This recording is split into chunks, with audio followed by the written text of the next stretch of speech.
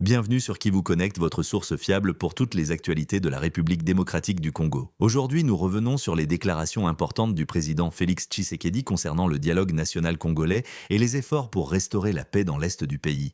Une région encore marquée par les combats entre les forces gouvernementales et les rebelles du M23 soutenus par le Rwanda. Cette analyse détaillée vous permettra de comprendre les enjeux politiques, sécuritaires et institutionnels qui façonnent la vie du pays et les perspectives de l'année à venir. Le président Tshisekedi a réaffirmé son engagement envers un dialogue national inclusif, soulignant que l'unité nationale demeure un impératif fondamental pour la stabilité du pays. Lors de son adresse au corps diplomatique à Kinshasa, il a insisté sur le fait que le dialogue doit se dérouler dans un cadre strictement institutionnel et sous supervision officielle, afin d'éviter toute dérive ou contestation de la légitimité de l'État. La région de l'Est du Congo continue de subir de fortes pressions sécuritaires, avec des affrontements répétés entre l'armée congolaise et les groupes rebelles, ce qui menace la sécurité des populations et la stabilité régionale. Le dialogue intercongolais a récemment gagné en momentum, soutenu par certaines factions de l'opposition, ainsi que par des acteurs régionaux qui promeuvent la concertation comme solution pour désamorcer les tensions. Le président a précisé que ce processus ne peut avoir lieu que sous certaines conditions strictes,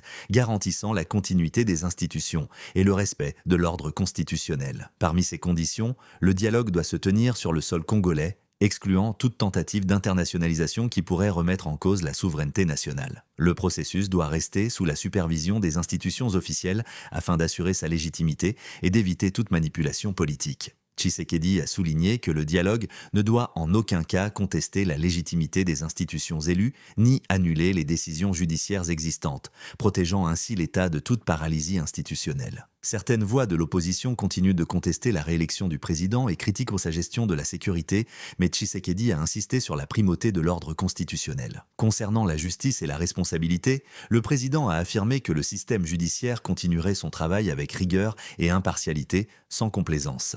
Cette affirmation intervient dans un contexte de forte attention sur les affaires judiciaires de l'ancien président, condamné pour des crimes graves liés aux conflits passés. Ces affaires illustrent la volonté du gouvernement de renforcer la justice et la responsabilité pour les crimes ayant marqué l'histoire récente du pays. L'année à venir est considérée comme décisive pour la RDC, avec des priorités claires: restaurer la sécurité dans l'Est et rétablir l'autorité de l'État dans les zones affectées par le conflit. Le président prévoit également d'accélérer les réformes de gouvernance et de promouvoir une transformation économique durable bénéfique à l'ensemble des Congolais. La consolidation de l'unité nationale reste au cœur de l'agenda présidentiel afin de prévenir toute fragmentation politique ou sociale et de renforcer la cohésion du pays. Pour les partenaires internationaux et les observateurs régionaux, le message de Tshisekedi reflète une double stratégie: ouverture au dialogue politique tout en maintenant fermement l'ordre constitutionnel et l'autorité de l'État. Les dynamiques du conflit dans l'est du Congo continuent de façonner la stabilité de l'ensemble de la région des Grands Lacs et les prochains mois seront cruciaux pour évaluer l'efficacité du dialogue.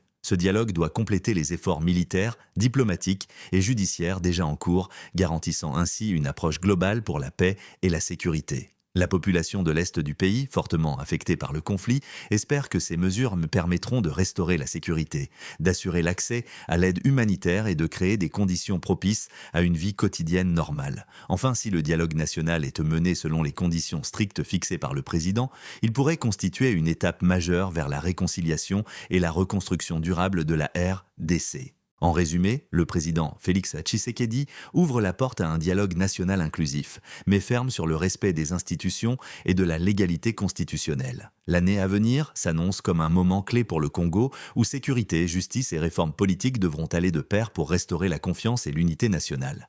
Merci de vous abonner à Qui vous connecte, de liker cette vidéo et de partager vos commentaires pour que nous puissions continuer à vous fournir des informations fiables et détaillées sur la RDC et la région des Grands Lacs. Restez connectés pour toutes les mises à jour importantes.